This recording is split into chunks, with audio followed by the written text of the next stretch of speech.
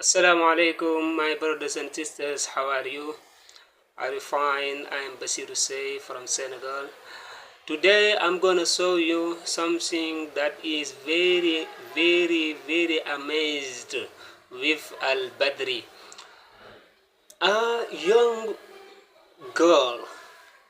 She has only 7 years old. 7 years old. And she has memorized the whole Quran. Have you ever seen that in your life? At 7 years old, and she is a woman. This is a miracle. It's a miracle with Al Badri. We're gonna listen to him, and after that, I'm gonna translate what he says. And don't forget to subscribe, to like, and to share the video. Let's listen to him. Yes. asalaamaaleykum mbokk yi gis ngeen sas gone si ma àndal tem ngeen foog ni dama koy yóbbu ngir mu dal jàng wallahi mokkal na alquranu karim tey ji ñaari kaang ñoo ko doon téel mu tari fatiha ba minal jinnati wan naas lépp alquran mi ngi ci dënam macha allah indiloon naa leen xale bu góor nag bu mokkal am 7 ans kii mooy xale bu jigéen bi fii ci Daaru Xadim am 7. And after that she is gonna answer all questions about the Quran. This young woman, she has memorized the whole Quran, and she's gonna answer all questions. All questions. Is this a miracle? I think that is a miracle.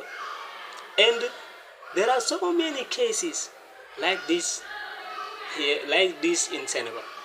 And let's listen to him again. وجدتموهم وخذوهم واحصروهم وقعدوا لهم كل مرصاد فإن تابوا وأقاموا الصلاة وآتوا الزكاة فخلوا سبيلهم إن الله غفور رحيم. ما شاء الله gis nga bi ñëw fa in taabu wa aqaamu salaata wa aatu zakaata fa xallu sabilahum ak fa ixwaanukum mu bañ koo jaxase moo tax mu xaw a def ndànk macha allah acca sa njeen laa ko mel wa yasalunaka an iljibali fa qul yansifuha rabbi nasfa ويسألونك عن الجبال فقل ينسفها ربي نسفا فيذرها قاعا صفصفا لا ترى فيها ولا أمتا يومئذ يتبع. After having heard, are you amazed?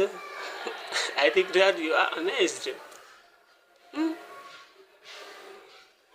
You are amazed. Before going, don't forget to subscribe and to like and to do so many du'as for this young girl and for Al Badri and for everyone. Thank you very much.